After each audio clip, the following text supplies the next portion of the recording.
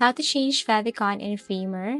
So basically, you just have to simply log into your Framer account. Make sure that you have your paid version if possible. And then what you're going to do here is you have to click settings. And then under site settings, what you're going to do is you have to basically scroll down, and then you have to look for under general, you should see a Favicon section.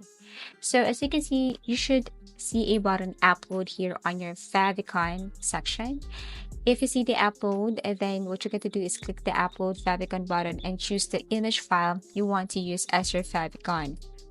Now, if you don't know how to create one, I strongly suggest that go to Canva, create an account, and then here you just have to follow the dimension ratio or the pixel of your Favicon here on your Framer.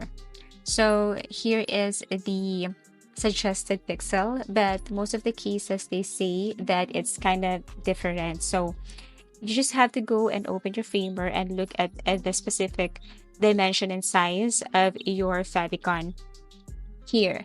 So once you're done, then what you're going to do is you download this image, go back to your Framer, and then if you see the upload button like this on your Favicon, basically I don't have, then all you have to do is to click that upload and then upload the image that you have created using Canva. So after that, you can now publish your project. After uploading the Favicon, click the publish button to make the changes live on your Framer site.